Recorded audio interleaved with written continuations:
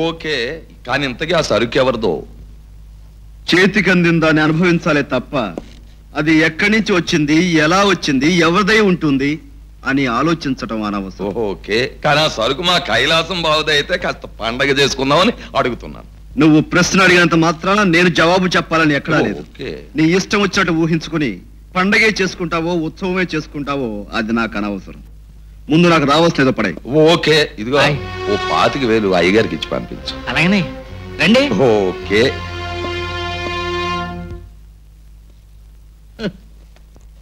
బావా, ఏంటి బావా? ఎంత పని జరిగిందో విన్నావా? ఏమైంది బావా?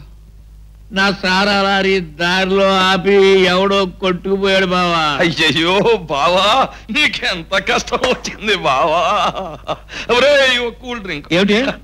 నా సారా లారీ ఎవడో కొట్టుకుపోయి నేను పక్కనే రోడ్డును పడితే నీ కూల్ డ్రింక్ సంతోషమన్నా? నాకే కాదు బావా, నుదుటు రాత రాసిన భగవంతుడు కూడా సరదాగా కూల్ డ్రింక్ తాగాలని ఉంటది ఈ సందర్భంగా. నీకేమైనా బుద్ధి ఉందా? ఏదన్నా బాధ వస్తే ఇతనితో చెప్పుకోవడం, ఇతనితో చెప్పుకోవడం. బావా, ఆ ఊరికి ఈ ఊరంతో, ఈ ఊరికి ఆ ఊరు అంతే. నాకు కష్టం వచ్చినప్పుడు ఇంకా బాగా నవ్వావు నువ్వు. ఇవే 2 కూల్ డ్రింకులు బావ తాగుతాడు. ఇదిగా 2 కూల్ డ్రింకులు కాదు, 2 విస్కీ బాటిల్స్ కూడా తెచ్చుకు తాగు నాయన. నీకు దండం బాబు, నీకు దండం. రారా బుద్ధిమాల కదవా. రండి సార్. రారా నాయనా.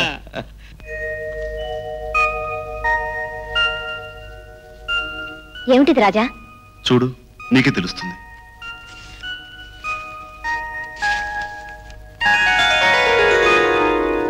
బాకీ డబ్బు చెల్లించి కైలాసం దగ్గర తాకట్టున్నా ఇంటి కాగితాలు తెచ్చారా? అంత డబ్బు. ఇష్టమైన మనుషులు కష్టంలో ఉన్నప్పుడు వాళ్ళకి సహాయం చేయడం వల్ల మనకు నష్టం లేనప్పుడు చేసేసామన్నాడు ఓ పెద్ద మనిషి. చేసేసాడు ఈ చిన్న మనిషి. అంటే ఆ బాకీ మీరు తీర్చేశారా? అంత డబ్బు మీకెక్కడిది? మనసుండాలే గాని మార్గాలు 1,00,000 అన్నాడు ఇందాకటి పెద్ద మనిషి. ఆ 1,00,000లో ఓ చిన్న మార్గాన్ని ఎన్నుకుని ప్రొసీడయ్యాం, బాకీ తీర్చేశాం. కానీ మేం మీకు ఎవరమని, ఏమవుతామని ఇంత సహాయం చేశారు?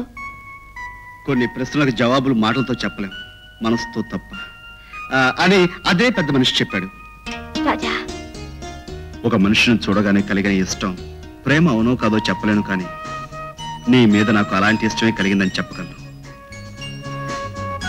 పాట కలిసి పాడినట్లే బ్రతుకుబాట్లో కూడా నీతో కలిసి నడవాలనిపించింది. ఇంతకాలం ఈ విషయం ఎలా చెప్పాలా అనుకున్నాను. ఎలాగైతే చెప్పేశాను. నేను చేసిన సహాయాన్ని కృతజ్ఞతగా నా మాట ఒప్పుకోమని అడగటం లేదు. నీకు మనస్ఫూర్తిగా ఇష్టం ఉంటేనే ఒప్పుకో. నా ఆశకు రూపం ఈ గులాబీ. ఇక నిర్ణయం నీది.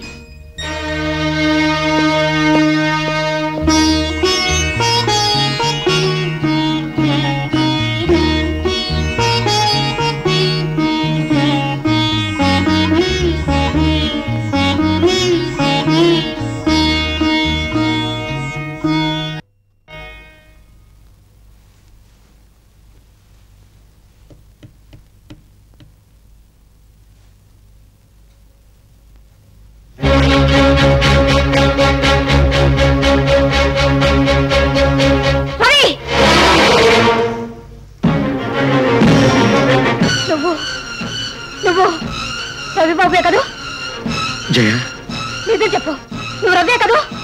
మా కుటుంబాన్ని అధోగతి పాలు చేసి పారిపోయిన రవివి నువ్వే కదూ? జయ, కానీ ఇంకేం చెప్పకు. మా నాన్నగారి కళ్ళు పోగొట్టి మా బ్రతుకుల్లో చిచ్చు పెట్టి చీకటి చేసిన నువ్వు ఇంకా ఏం సాధించాలని వచ్చావు? ఎంతమంది ఏడుస్తుంటే చూడాలని వచ్చావు? జయ, నేను చెప్పేది విను. ఇంకా ఏమిటి వినేది? నిజంగా నువ్వు మాకు సహాయం చేయాలని వచ్చిన మనిషి అయితే ఈ నిజం ఇంతకాలం నాతో చెప్పకుండా ఎందుకు దాచావు?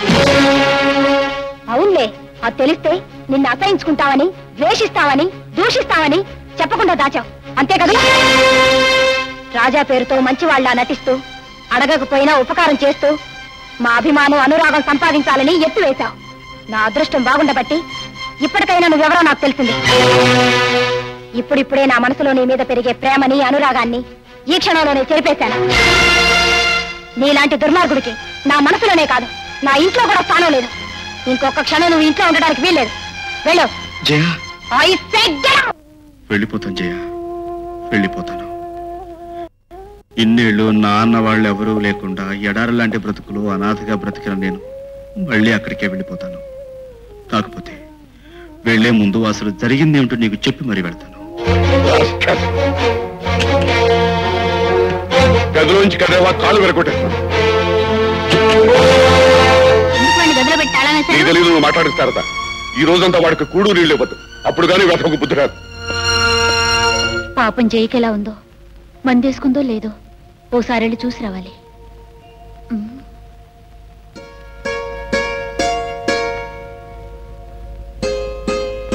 జయ, నా మీద కోపం వచ్చిందా? ప్లీజ్ జయ, నేను నిన్ను తొయ్యలేదు. జయ, నువ్వంటే నాకు చాలా ఇష్టం. చేసిన చాలేదా? మళ్ళీ ఎందుకు వచ్చా ఇక్కడికి? ఆ చచ్చిన రోజు చూద్దామనా? వెనుక నుంచి అంకుల్, మళ్ళీ అడుగు పెట్టేవాడు కాళ్ళు వెళ్ళి అంకుల్, అంకుల్ వెళ్ళు.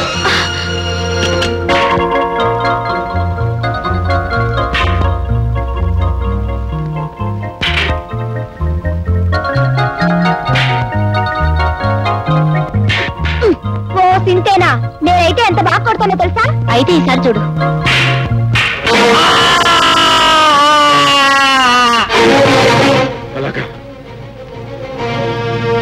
ఏమండి?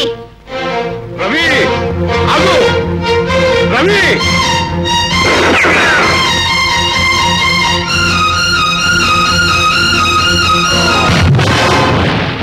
ఇప్పుడు చెప్పు జయ, నువ్వు నమ్ముతున్నట్టు నేను కావాలనే మీ కుటుంబానికి అన్యాయం చేశానంటావా? చెప్పు జయ, చెప్పు. ఇంకా నీకు నా మీద కోపం తగ్గలేదనుకుంటాను. జీవితంలో ఏ ప్రేమకు నోచుకునే మనిషిని కనీసం నాకు ఇష్టమైన నీకైనా దగ్గర అవ్వాలనుకున్నాను. ఆ అదృష్టం కూడా లేదని అర్థమవుతుంది. పూజించే దేవతే శపిస్తే భక్తుడికి ఇంకా దిక్కెవరు? వెళ్ళిపోతాను జయ, వెళ్ళిపోతాను.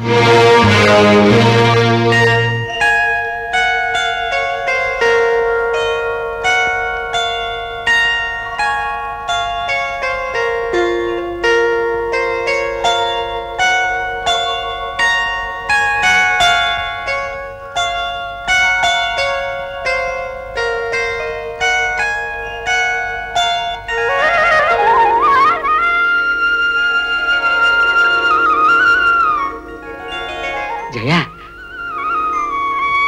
నాన్నా, నాకు చూపొచ్చిందమ్మా, చూపొచ్చింది. నాన్న, మిమ్మల్ని మళ్ళీ అన్నాళ్ళు చూడగలుగుతున్నానమ్మా. డాక్టర్ గారు, మీకు కృతజ్ఞతగా ఇంతకంటే ఏమి ఇచ్చుకోలేను. అమ్మా జయ, ఆపరేషన్ సక్సెస్ఫుల్ గా జరిగింది కనుక నిజం నీకు చెప్పడంలో తప్పులేదనుకుంటాను. నిజమా? ఏమిటి డాక్టర్ గారు అది? నువ్వు కృతజ్ఞతలు చెప్పవలసింది నాకు కాదమ్మా, రాజాకి. అవునమ్మా, నీకు అబద్ధం చెప్పమని ఆపరేషన్కి అయ్యే ఖర్చంతా అతనే భరించి మీ నాన్నగారికి చూపు రావడానికి కారకుడయ్యాడు. ఏమిటి, నీకు దేవి ఫైనాన్సింగ్ కంపెనీలో ఉద్యోగం వచ్చిందా? నిజంగా అన్నయ్య? అబద్ధం నేను చెప్పొచ్చేమో గాని నీ చేతిలో ఉన్న అపాయింట్మెంట్ ఆర్డర్ చెప్పదుగా జయ.